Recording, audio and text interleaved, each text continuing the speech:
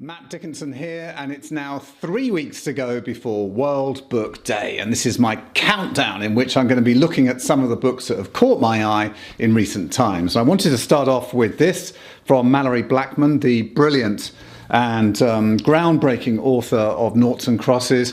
And Mallory has come up with yet another genre-defying piece of work, which I really thought was fantastic, Blue Blood. It looks like a picture book, and it calls itself a fairy tale revolution. And I think it's a grand claim, but it's actually true, because it is a kind of fairy tale, but it's told from an adult perspective. It's about a relationship going wrong. It's really almost a kind of thriller, and it is a really compelling and quite fascinating book. So I think that's definitely worth a look. Blue Blood from the wonderful Mallory Blackman.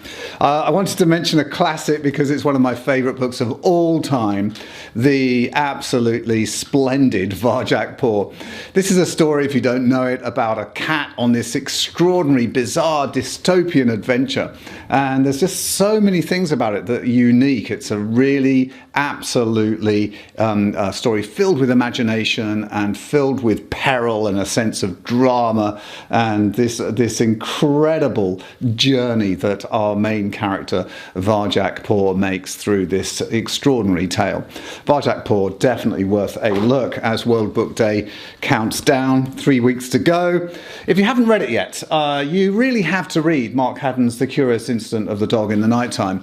It is truly a fabulous book. It's a voice which you'll never forget, and it really gets into the head of the protagonist in a way which is quite unique. I really admire this book, so I wanted to pick out some classics. If you haven't had a chance to have a look yet at The Curious Incident, you really must read that. It's absolutely wonderful.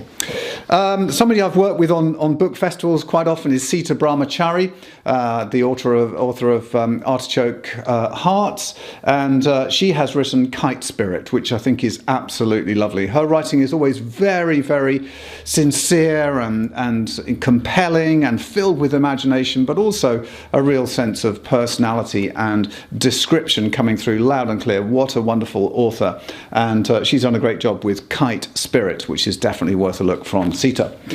Then Sarah Crossan, absolutely, again, one of our all-time best novelists and authors. And the unique thing about Sarah's writing is that she writes in the form of like an extended poem. So it's really interesting. If you like poetry, you really must look at Sarah Crossan's books, because they are very much a crossover between a narrative piece of fiction and a piece of poetry, and it absolutely works. And Apple and Rain is one of her better books, so that's absolutely superb. Finally, I couldn't resist it to offer you one of my own books. It's The Death Zone. This is the story of when I climbed Mount Everest, and this was chosen as a GCSE set text by the AQA exam board, which I was really honoured and very delighted to see. And so there's a lot of exam paper stuff about this book which you might like to track down. So there we go, 3 weeks to go till World Book Day. I hope that you are reading widely and avidly and adventurously, just like I did at your age, and I'll be checking in again in 1 week's time when there'll be just 2 weeks to go to World Book Day. Bye for now.